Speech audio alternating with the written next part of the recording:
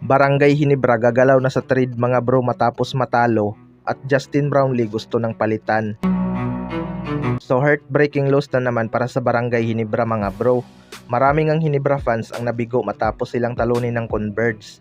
Maaga ngang tinambakan ng Barangay Hinebra ang Converge at umabot pa sa 17 points ang kanilang biggest lead. Pero biglang ang baliktad ang laban matapos ang 22 nating run ng Converge. Matapos ngang makuha ng Converge ang lamang, hirap na nga ang Barangay Hinebra makahabol kaya natalo pa sila sa dulo. Sayang talaga ang kanilang malaking lamang mga bro, hindi lang talaga nila naalagaan hanggang dulo. Nakapitalize din ng Converge ang mismatch nila sa center position. Maraming ang big man ang Converge na kumayod sa ilalim, kaya nakambak nila ang laban. Malaking kawalan talaga ang depensa ni Japit Aguilar mga bro. Biglang ang inalat ang scoring ng Barangay Hinebra sa second half lalo na si Justin Brownlee.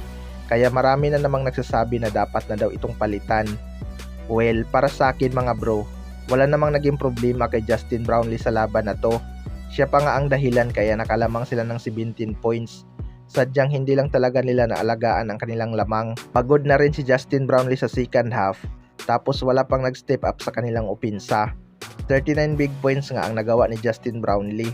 Sadyang wala nga lang talagang locals ang nakatulong ng malaki sa scoring dahil kataasan na din ang 15 points ni Maverick Ahanmisi. Sa kabilang banda naman mga bro, Barangay Hinebra gagalaw na sa trade matapos matalo.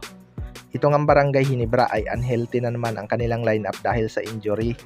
Hindi pa nga nakakabalik sina Jimmy Malonzo at Jeremiah Gray, pero nadagdag na naman si Japit Aguilar. Pati si Stephen Holt mga bro ay kamuntika na rin, pero mabuti na lang at hindi malala ang inabot nito kaya nakabalik na rin ito sa laro. Biglang bagsak nga ang performance ng mga locals nitong Barangay Hinebra mga bro. Inconsistent talaga ang kanilang locals pagdating sa scoring. Kaya may mga usap-usapan nga nagagalawin na ng Barangay Hinebra via trade si Arvin Tolentino. Hinog na nga itong si Arvin Tolentino mga bro at siya talaga ang nangunguna sa Northport Batangas ngayon. Kaya sila ang nasa number 1 sa standing. Laki na talaga ng in-improve ni Arvin Tolentino mga bro, partikular na sa kanyang opensa.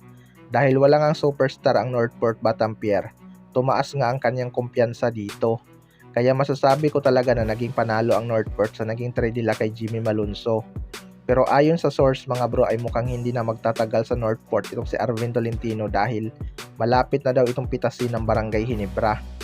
Hindi talaga malabong magkaka-interes ang Barangay Hinebra sa kanya lalo na't hindi consistent ang kanilang mga locals pagdating sa opensa. Malaking bagay din talaga ang kayang ibigay ni Arvin Tolentino sa spacing kung makuha nila ito ulit. Kaya kaabang-abang talaga kung sino ang kanilang ipapalit dito. Kayong mga bro, ano masasabi nyo tungkol dito?